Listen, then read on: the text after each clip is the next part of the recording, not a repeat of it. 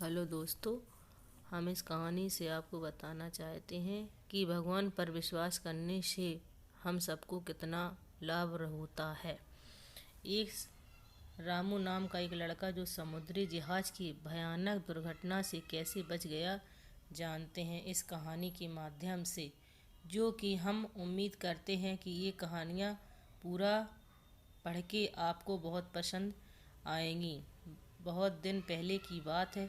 एक रामू नाम का एक लड़का एक दिन समुद्री जहाज से कहीं जाने के लिए बैठा और कुछ दूर जाने पर बहुत भयानक समुद्र दुर्घटना से बच गया और वो तैरते हुए एक छोटे से टापू पर पहुंच गया, जो कि वह टापू एकदम निर्जन और सुनसान पड़ा था।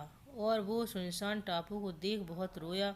फिर उसने आसमान की ओर देखकर उसने भगवान से शिकायत की, अगर मुझे ऐसे ही निर्जन और सुनसान टापू पे भेजना था तो मुझे बचाया ही क्यों उसी जहाज में मार देते तो अच्छा ही होता।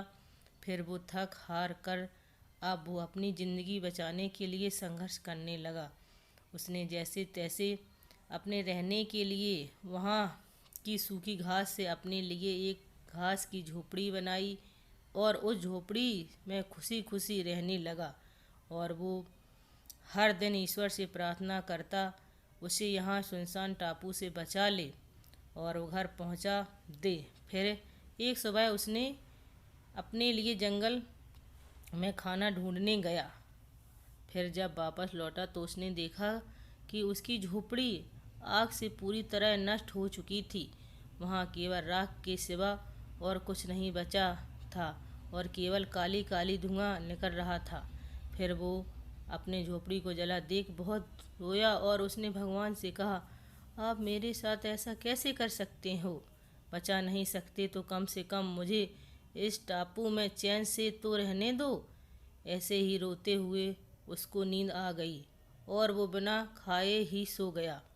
उसके अगले दिन ही एक जहाज की आवाज़ से वो जागा।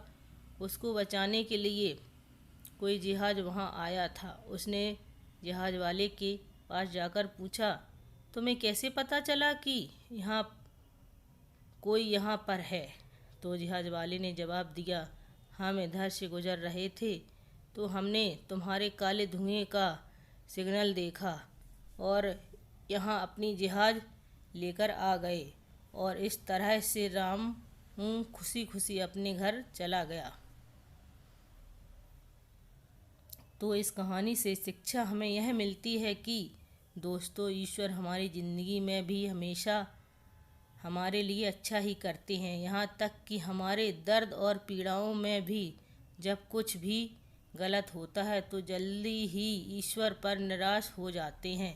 लेकिन हमें याद रखना चाहिए कि ये कठिन समय इस तरह का संकेत है कि ईश्वर हम पर आशीर्वाद बरसा रहा है, क्योंकि हमारे लिए क्या अच्छा है उनको सब पता है और ईश्वर को यह करना है ये उनको अच्छी तरह ये पता है। इसलिए हार मत मानो और अपना कर्म करते रहो।